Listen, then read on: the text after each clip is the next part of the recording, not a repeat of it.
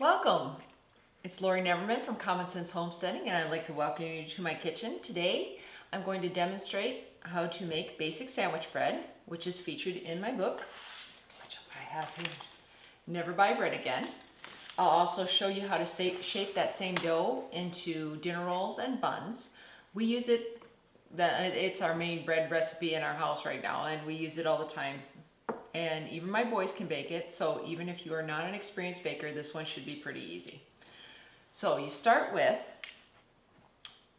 for the single recipe, 1 egg and enough water to make 1 1/3 cup of liquid.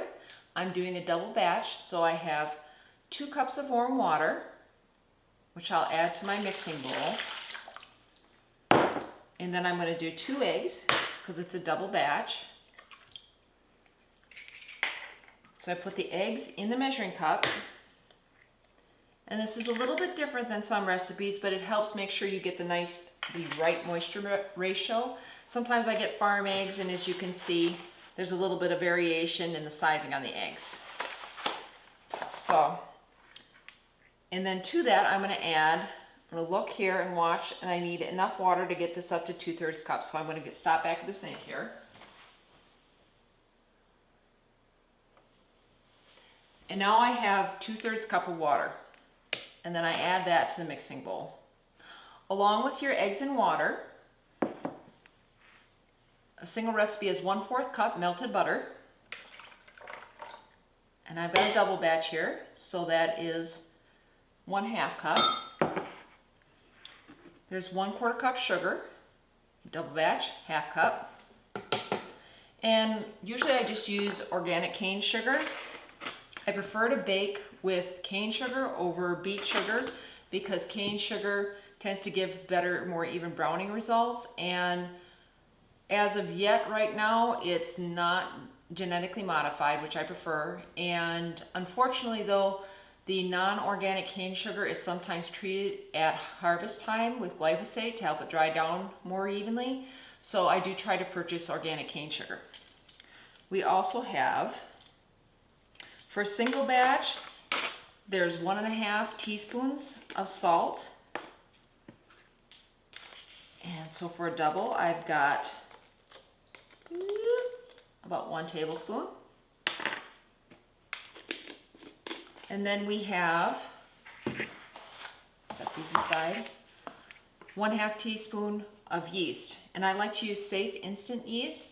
This dissolves quickly and mixes evenly throughout the dough, and it doesn't need to be proof before using, so you can just add it to your warm liquids. Because I'm making a double batch, we've got about a tablespoon here. I'm going to get that in. Oh, and I do store my yeast in the freezer, so this is a pretty big package. They sell it, they might sell it in single-use packs too, but I typically will buy in bulk, so I get the 1-pound package. And I put this inside another bag and keep it sealed in the freezer. That keeps your yeast fresh and viable. You know, if we're not baking every day, yeast, if it sits around in the cupboard or on the counter, can go bad. This is a live organism here. There's little yeast beasties in here, so you want to keep them sleeping until you need them.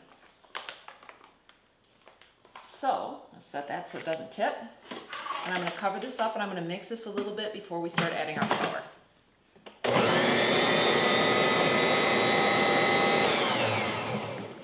Now you can certainly do this by hand too if you don't have a power mixer.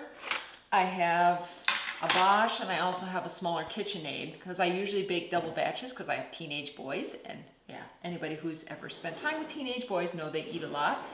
So I use my Bosch kitchen. It's a universal plus kitchen machine, I believe is what it's officially called on their website.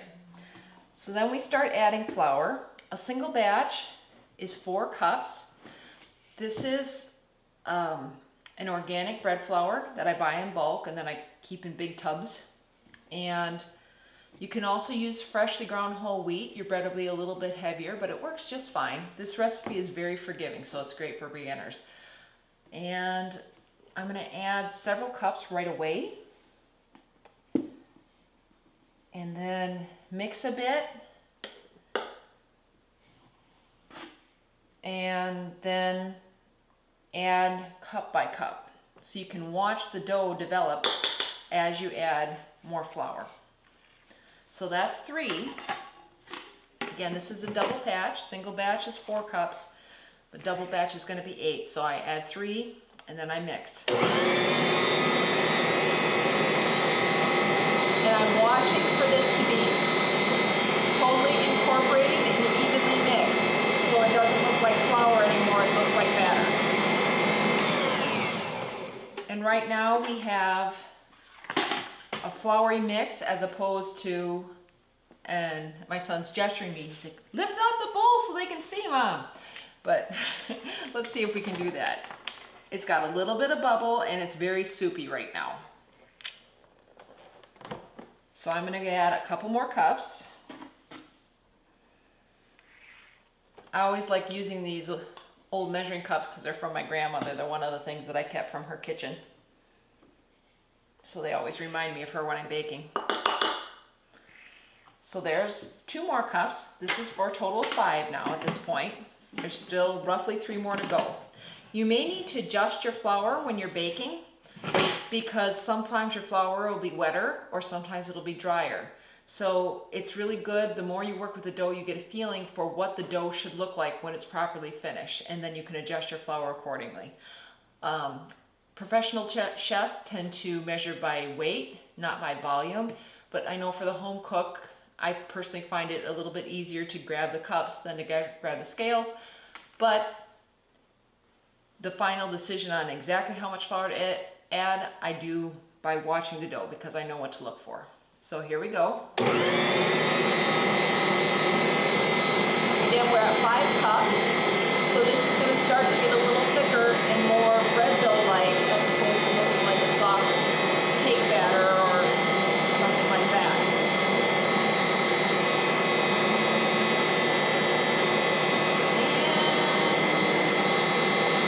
And, all right. So at this point, it's starting to pull up around the dough hooks and pull away from the sides some, but you can see we still have a coating of flour on the sides of the bowl. As this continues to mix, the bread will come together and the dough itself will pull a lot of that flour off the sides. If it doesn't, you can scrape it down, but usually I don't bother because it naturally pulls in on its own. So we're at 5 cups, 6, and number 7. Lid on. Yeah, don't ever run your mixer like this without the lid on because it will go poof, which is very, very messy. And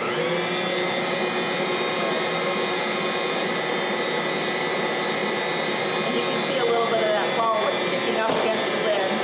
And now this just locked into place. You can hear that click because it does. There is a locking mechanism down on the bottom of the bowl as there's more resistance.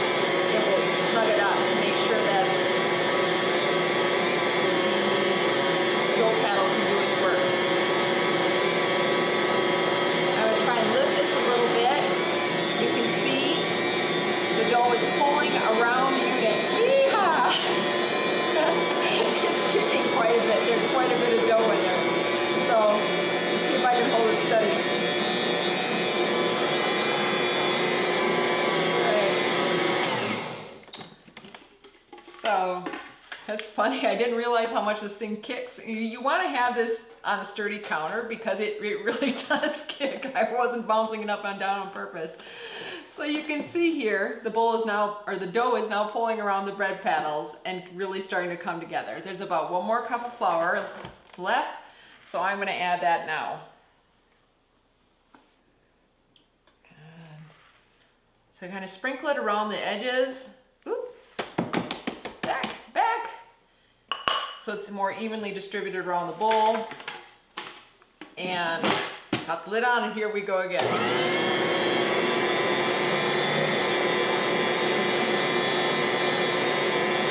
Now normally when I'm doing this, a lot of times I'll throw the ingredients in and be working on something else in the kitchen.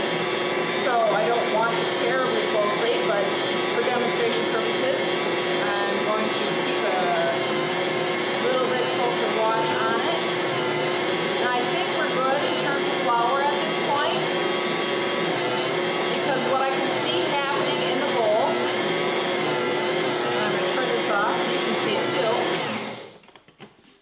is, as I mentioned, that dough starts to come together into one solid mass. And this will happen too if you're hand mixing or using a machine. It doesn't really matter, but it'll start to stick together and it'll look more like bread dough.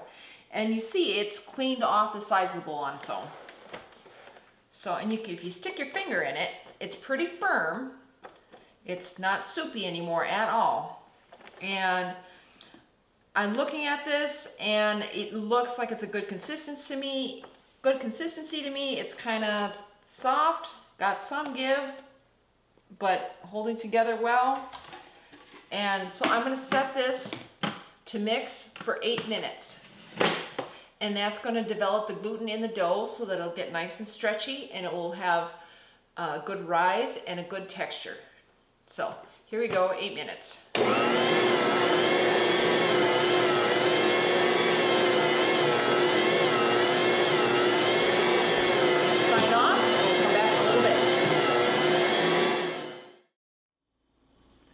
Okay, so my timer just went off and I'm going to check on the bread.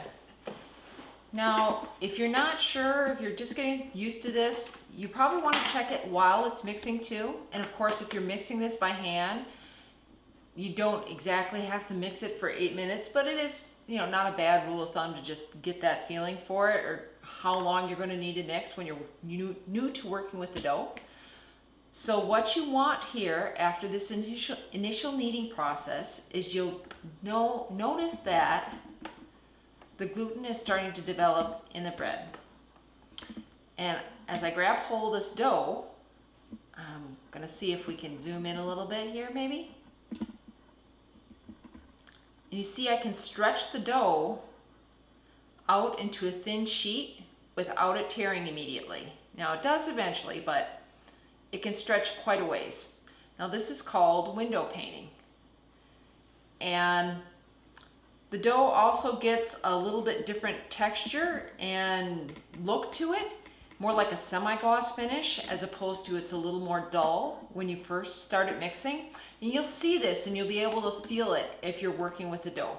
Like right now, manipulating this dough, it has an almost silky texture, whereas early on in the kneading, it was much more sticky. And as you're watching the dough kneading, if you're watching it either in your mixer or if you're kneading it by hand, if it seems really sticky, add a little bit more flour. If it seems like it's too hard, you can always mix in a little bit more water. Just add maybe a tablespoon at a time, pinch at a time, however you want to throw it in, until you get that texture that you're looking for. Now, to develop the bread fully and really work with the gluten and the yeast, I like to do 3 separate raises. Now the first one is going to be here, and I'm going to let this sit and rest for 20 minutes, and that'll perk up and maybe fill about half the bowl. Then I'm going to punch it down. After that, it's going to raise for roughly an hour, and at that point, it'll pretty much fill the bowl. And then I'll punch it down again, and that's when I shape it and form it into loaves. Once it's in loaves, then it raises one more time, and then finally goes into the oven. All this different raising time actually changes the texture of the bread, and I think really improves it. It just works with the gluten to give you the best possible loaf of bread. You don't want to rush these things. You could potentially skip some of these raisings, but I really like the end result and the texture that you get from this. So, as I said, first thing, punch this down a little bit, cover it up, and I'm going to set this timer, and we'll come back in about 20 minutes. Okay, so we're back. It's been about 20 minutes. This has had a chance to get through that first rise. And if we take a look, there's really not a whole heck of a lot of change in the bin. It is starting to get a little poofy, but not too much. And I'm just going to hit the lever and let it go for about a minute. Really not much to this. If you fold it by hand, you've got it in your bowl, all you do is just punch it down, flip it over a couple of times. Down we go. And that is about it. Now at this point I can take the paddle out because I'm not going to be mixing in the bowl anymore. It doesn't really matter. You can leave this in or you could take it out later. Same thing if you're using a KitchenAid mixer or other stand mixer. I'm just going to grab it out, set it aside. Now this is gonna go for about an hour, and by that time, the dough will fill up the majority of this bowl. I'm gonna cover that back up and let it raise. Now while that's raising, also prep my bread pans. I like to use stoneware pans because I find they bake more evenly and there's no funky coatings or anything.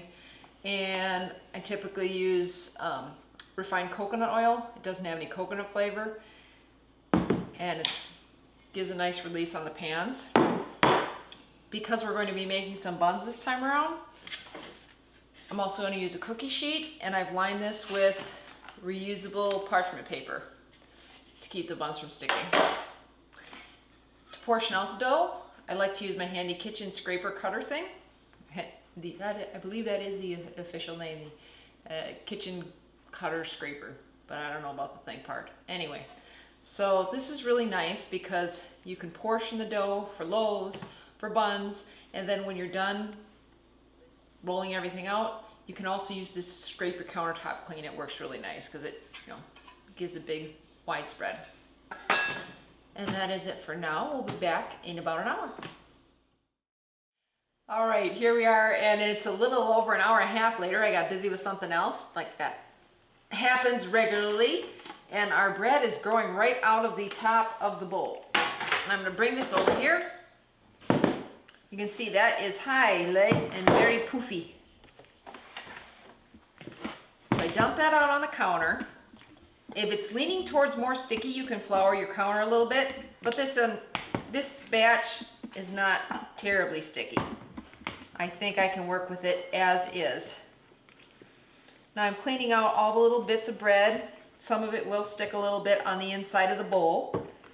And so I want to get that cleaned out as much as possible. Set that aside. So we have one big massive thing of bread. Now remember, this is a double batch, which is roughly the size of my head. A single batch would be about half as much. And I'm going to divide this into, using the cutter scraper, 3 sections, 2 for loaves, and then 1 for some buns.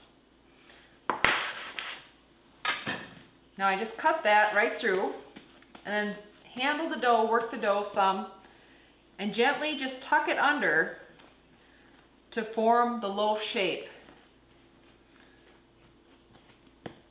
And I just tuck it and tuck it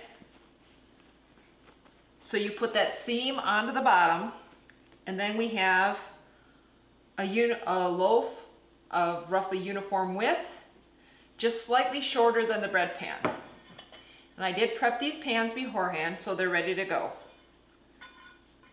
So that lays in there like so. And then I'm going to repeat this with the next section. I just tuck in the ends and tuck it,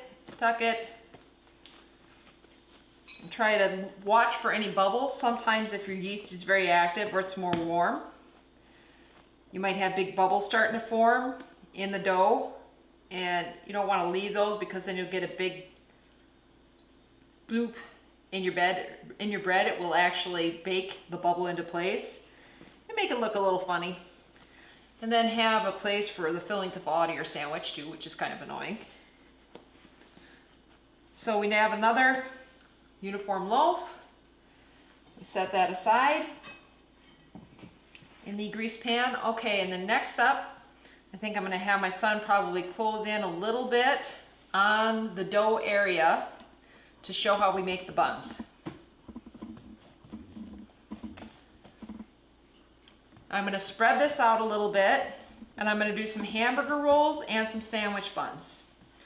Now I like to cut the hamburger buns, I should have said dinner rolls and hamburger buns, not what I actually said. So maybe we could cut that out. Okay. So I'm going to do some sandwich buns and some little dinner rolls. The dinner rolls are roughly only about 1 inch across. And I'm gonna divvy this up. Let's see. They're pretty tiny. You don't want them very big because they're gonna roughly double in size again. So I cut a strip and section that off into the individual rolls. And I think just a couple more here. And I like to place them, when I roll them, on the pan right next to each other so that when they grow up, the sides will touch and that'll keep the sides nice and soft. Now I don't know if you were able to catch what I just did there, but I started rolling out the first bun, well, dinner roll, and that forms it into a small sphere. Now I take that, and this takes some practice doing, but this is how we used to roll buns back at the catering business and kolache and everything that needed to start out as a little round ball. So I take it and I sort of cup this hand and cup the other hand, and then I knead with the thumb, tucking the dough under. And I'm trying to do this in slow motion so we can catch some of this. And you can see it's already starting to round in shape. And then I speed that up a little bit. And we end up with a little round ball. And then I'm going to repeat that. Again, cupping the upper hand, cupping the lower hand just a little bit, and kneading with the thumb. Round ball. You can also do it on the countertop itself, just with a single cupped hand, but it doesn't always work quite as neatly. See, that one's a little uglier. I prefer to do it in the hand. It seems like it gives me more uniform results. Okay, little round ball. Repeat. Tuck, tuck, tuck, tuck, tuck, tuck, tuck it under. And I've just got a couple left here.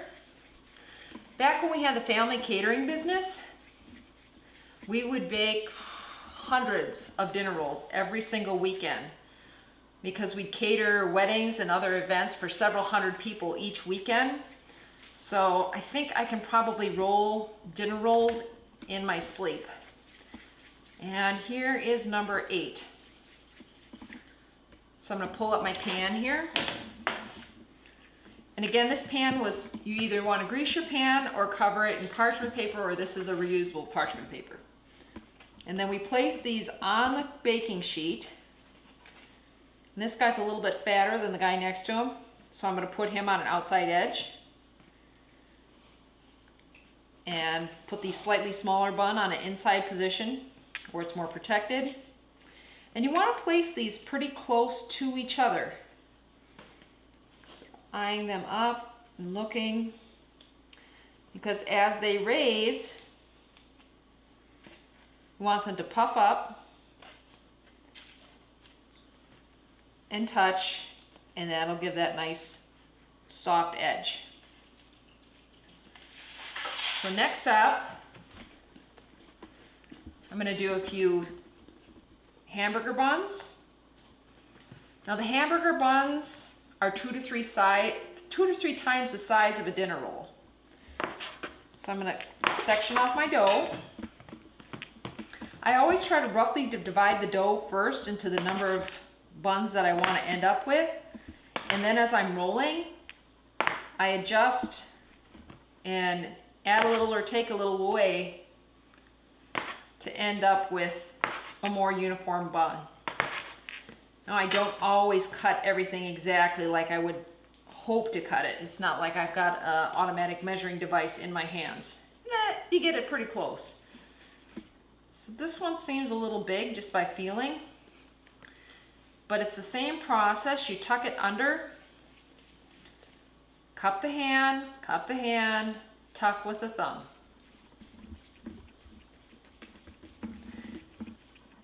And then it ends up being a round ball. Now this is about 2 inches in diameter right now.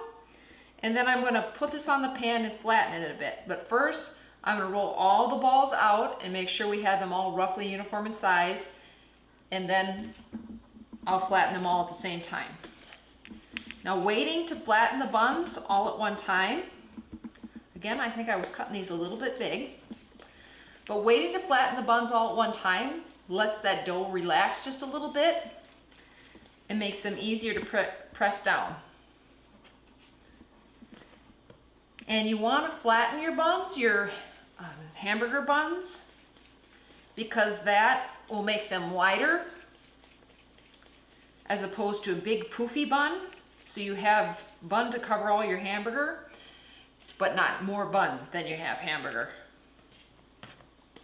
If you just leave them on the pan like that, as they're rolled, then you would get a very large high dome bun, which would be pretty tough to cram in your face along with the burger and various toppings.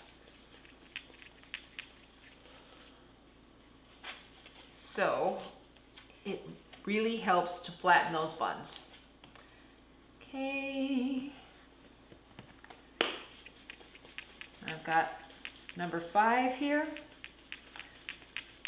Again, when you're working in the kitchen with bread dough, you want to work, just like all your regular cooking, you want to work systematically. Keep your work surfaces organized and tidy. If you've got long hair, keep it pulled back. If you have pets, clean off any random stray pet hairs sticking to yourself, because of course working with dough, it likes to grab and catch things. And I'm just cupping and rolling, cupping and rolling. We're almost done. And there will be some natural variation in the buns. They're not going to be entirely uniform, and that's okay as long as they're reasonably close. You don't want wildly different sizes all in one pan, because it's just like cookies, that they're not going to bake entirely evenly. And I'm eyeing these up, and I think I've got one guy over here who's a little bit small. So I'm going to mix some extra dough back in there. And that looks better. I've got these 4. And let's see. I have not quite enough buns or dough for a big one. A little bit too much for a little one.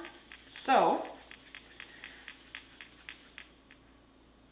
I'll make one more small one and then just work in a little bit extra dough onto the bottom of some of these sandwich buns to use up that last bit. Dough is sticky. It's like working with Play-Doh to some extent. You just mash it and knead it, and you can work the random pieces back in. They will stick and blend, and no one will know you didn't cut it perfectly the first time. And when you're rolling, generally your top is going to end up being smoother than your bottom, so you just tuck that bottom down and hide it. It does not have to be perfect for the entire bun. So again, these are our smaller dinner rolls, and those are going to stay just tucked close together like that. And then I'm going to take, and I'm just going to use my hand, fingers or palm, doesn't really matter, to smash down the sandwich buns and spread them a little wider. Now, as they're being smashed, they're not going to stay perfectly round, but that's okay, because as they rise, the laws of nature take place, and they will again assume a more rounded shape. So these are almost ready. Spread them out, spread them out. They're going to want to spring back a little bit, so you might need to make 2 rounds.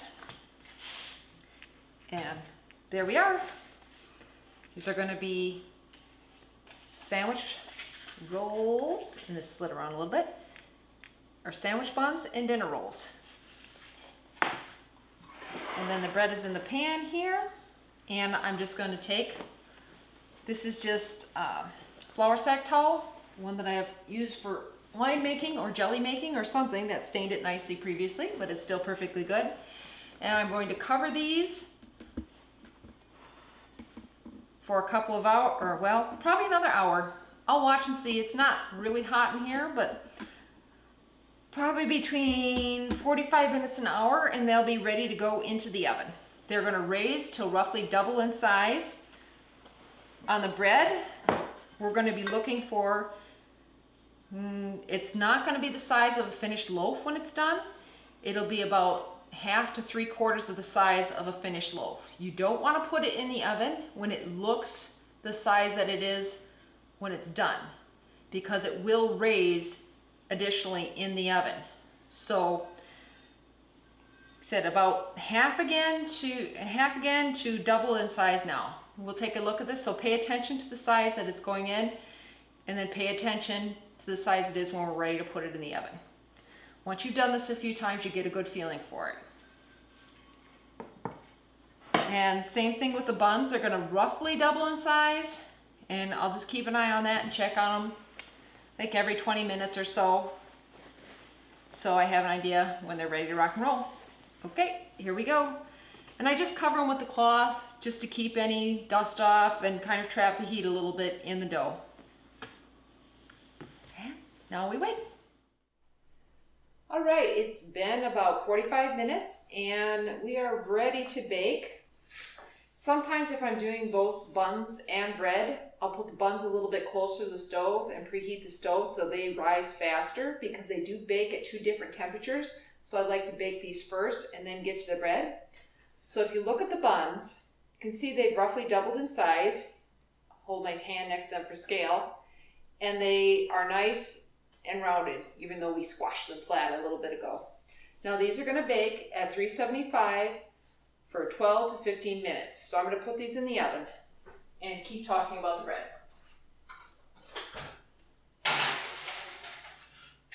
I'm going to set the timer, 12 minutes.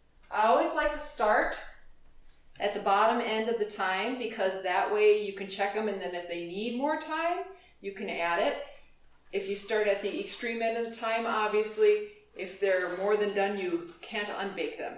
So if we look at the bread is more than ready to go in the oven too. You'll see though that it hasn't completely domed and filled the pan, but it is roughly double in size from what it was when we first rolled it out. So this is going to sit away from the stove so it doesn't rise any faster than it already is. And that's going to go in at 350 degrees just as soon as the buns are done.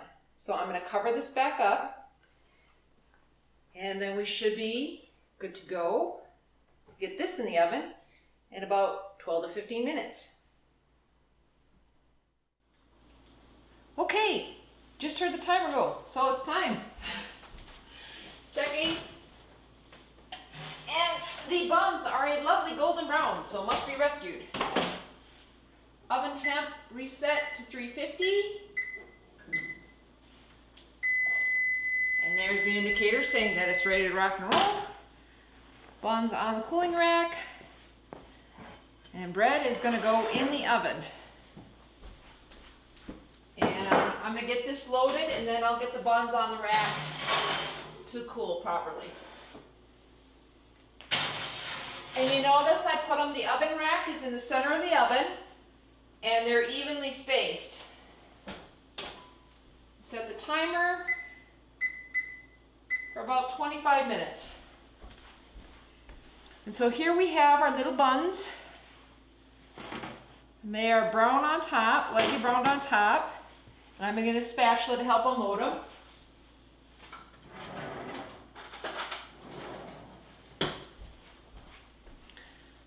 And if we look underneath these, this is crazy hot, but I'm going to try and hold that up so you can see it's a nice dark brown on the bottom. And you want to transfer these to a cooling rack and try not to roll them on the floor, because if you leave them sitting on the pan to cool, some of that moisture will condense on the bottom of the buns and they might get a little bit soggy. It's generally not a big thing, but I tend to like them nice and crisp bottom. And then just slide that off, and I'm going to set this aside. I'm going to leave these to cool. But you also should watch out when you're cooling your bread or buns on a counter like this, that underneath them, you will get some condensation on the counter. So you want to move them after a little bit just to make sure that you don't have your bread products sitting above what amounts to a puddle, because they will tend to get soggy. Sometimes what I'll do when I have the bread out of the oven is I'll actually take the two bread pans, the two loaf pans, after I've dumped the bread onto the cooling rack, and I'll set them on the stove top because they're still very hot. The stoneware really holds the heat. I'll set them like this, and then I'll set my big cooling rack on top of the empty bread pans. And that helps maintain better air circulation underneath the cooling rack so I don't have to move it. Now, generally speaking, you don't want to cut into a fresh loaf of bread because that will allow all the steam to escape, and then the rest of the bread that's left over will get dried out. But if you've got a big crowd, or I guess if you're really hungry, and you're going to eat the entire loaf at one time, then it's okay to cut it while it's still warm, as long as it's going to be consumed right away. So as you can see, those edges where the buns touch, that would be a softer edge. And the dinner rolls and the hamburger buns did grow together somewhat. So this is going to be more like a pull apart bun with the soft edges in between. These are a little higher, and then these are spread a little bit wider so you can slice those and use them for hamburgers. Okay, I'm going to let these cool and we'll wait for the bread to finish, and then we'll wrap up.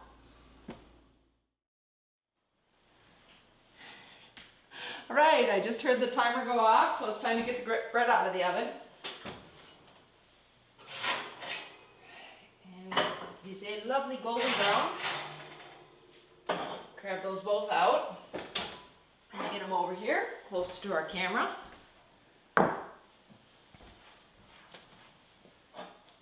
One and two. Now I'm going to make sure I've got enough room here to get them out on the cooling rack. Boop. One.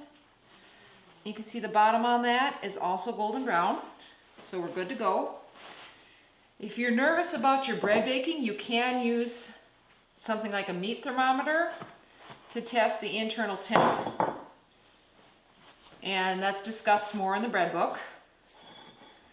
That's handier too if you're doing something like a rye bread that's already very dark, where it's more difficult to see if it's browned or not. And so I have my cutting board here to put the hot pans on. I set this up like this instead of the stove so you can see it a little easier. Now I'm going to let these cool entirely. Although we seem to have lost one bun to my youngest son, who had to test them and make sure they were good. And I believe they got his approval. Anyway, so now we let these cool. If you want to store them, you want to keep them in a sealed container. And if you want to freeze it, like a lot of times I'll bake 3 loaves of bread at one time, and then I'll put 2 in the freezer in a tightly sealed container after they have cooled completely. You don't ever want to put bread in storage when it's still warm, because it'll sweat inside the container and your bread will get limp, soggy, and it'll mold more quickly. So let them cool completely and then seal in an airtight container. And a lot of times I'll just use a Ziploc, or I have another old container that I reuse for bread over and over again. So this is the first recipe in Never Buy Bread Again. It's the basic sandwich bread.